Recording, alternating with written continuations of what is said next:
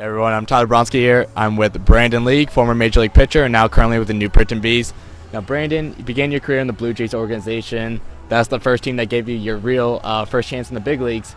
You're with them during the Roy Halladay era. Kind of just, what are some of the things you learned from your time with the Blue Jays, just some of the lessons you took there, and who was a part of that process for you in making you the player you are today? Yeah, I was lucky. The Blue Jays gave me that opportunity so early in my career. I got to the big leagues in 2004 when I was 21 years old, and I was lucky enough that there's a lot of veterans on that team, older guys who I could, who could mentor me, like kind of show me the ropes, show me how to establish a routine, and kind of like they were easy to go to, like when I had questions, and it was just a great experience. And I was fortunate enough that it worked out that way, because it could have been where I was on a team where guys weren't as nice, or there's also a bunch of young guys that were kind of like learning it together, rather than kind of be shown how to how it's supposed to be, how the game's supposed to be played. And I'm just happy it worked out that way. Most definitely. Now, you're traded to Seattle in the offseason of '09. At that time, you've been in the big leagues for the Blue Jays for a while. Kind of, what was your initial reaction to the trade? Were you excited, surprised, disappointed? What was your feeling in the moment? Well, it's in the offseason, and when a trade happens in the offseason, when a trade happens in general, you really don't really know, and it kind of caught me off guard. I had made a lot of friends who I still have with the Blue Jays, so I was kind of sad to not be with them every day, but I was also excited to start a new chapter in my career with the Mariners. Be closer to home, which on the West Coast, and be in a new division and get to know new guys. And again, like I was lucky enough that everyone in the Mariners organization was class act, and made a ton of new friends there as well. Sure. Now, the Seattle's your first team that you really got your first closer opportunity with. Actually, when current Atlantic Leaguer David Artsman went down with injury. But what are some of the things you embraced most about closing, and do you have a different mentality out there in the ninth than compared to, say, 6th, 7th, 8th? Yeah, I mean, when you're closing, you're up by 3 runs or less, or sometimes you come in a tie game. But I try not to change too much of my mentality, just because I've had success a certain way, thinking a certain way, and pitching guys certain ways, and I don't want to change it up too much. But you also have to have a game plan, and it's nice to know exactly when you're pitching, rather than okay, maybe it's this inning, okay, it's not, okay, maybe it's this inning, okay, no, it's not. But in the ninth, you might come in the 8th, but you're always pitching the 9th when the game's on the line. So it's nice in that way, yeah. Now, 2011 was the really special year for you. You're selected to the All Star game, and it's already really tough for relievers to get selected, so that kind of just shows how good of a season you're having. Game was held in Phoenix, and you even pitched in the game. Any specific things you remember most about that experience, what it was like to be part of the festivities and around those other great players? Yeah, that was such a big accomplishment, and I was just ultimately flattered that I was even selected or even mentioned with players and pitchers that were on that team. And it was definitely exciting, and I soaked it all in. And my wife was actually pregnant at the time, and she was due like any second, so we had to make special arrangements for her to fly to come to Phoenix from Seattle. And I was happy that had her there, and my kids, and my mom came, and it was good. And just being able to be a part of that, and even more so, it was better to pitch. Oh yeah. Because now, I mean, at that time, you're playing for home field advantage, and it was surreal, but it's just another thing that you can add to your career, and another experience. And yeah, it was amazing. Now, another special moment for you was actually when you were with the Mariners. You were part of the combined no-hitter against the Dodgers. At what point did the team kind of saw the no-hitter as a possibility, and Are the guys in the dugout talking about it at all, or are you trying not to jinx it at all? Well, down in the pen, it was like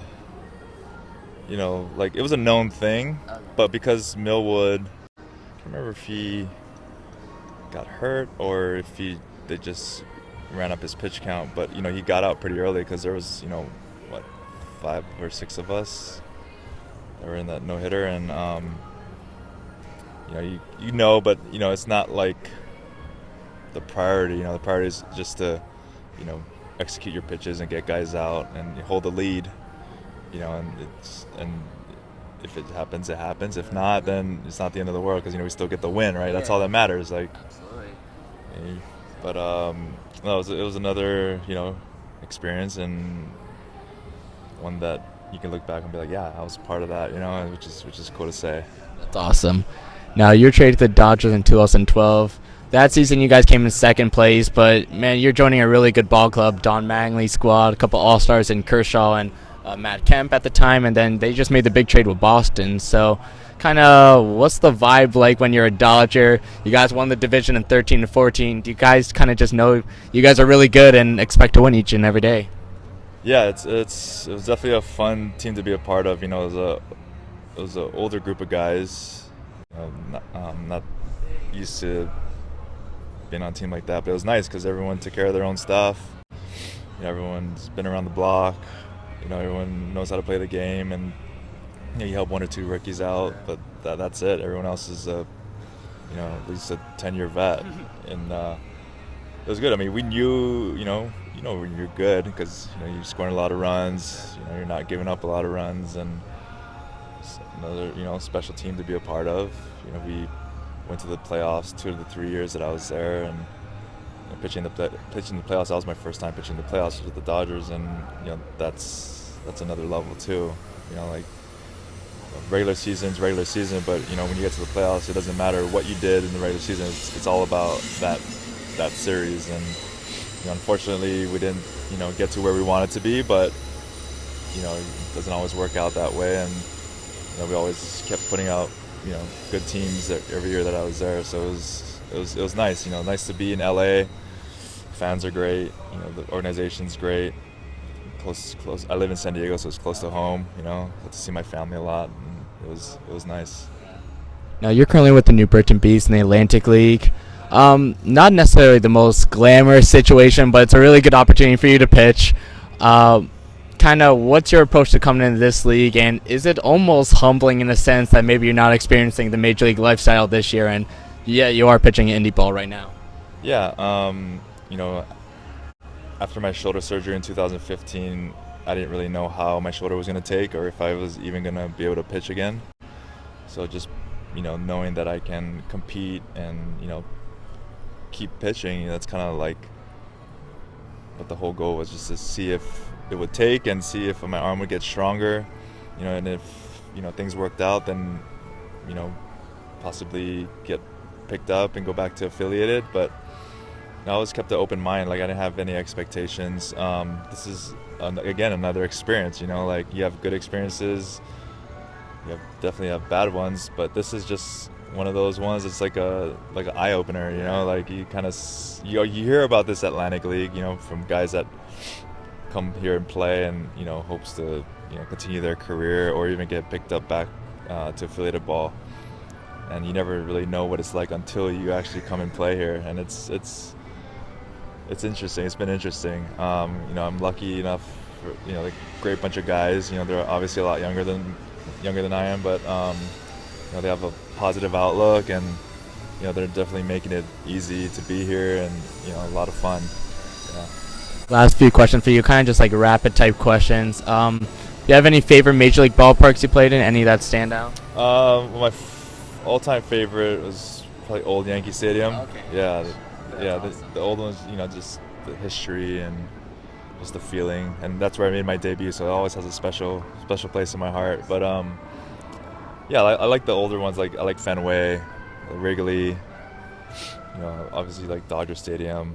But yeah. Toughest hitters? Any just throughout your career that they kind of have your number, so to speak? I faced a lot of tough hitters. It's the big leagues for a reason.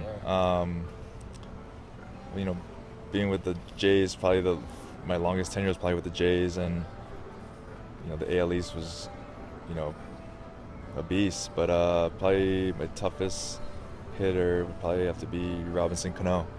Yeah, great hitter. Yeah. Final question for you, Brandon.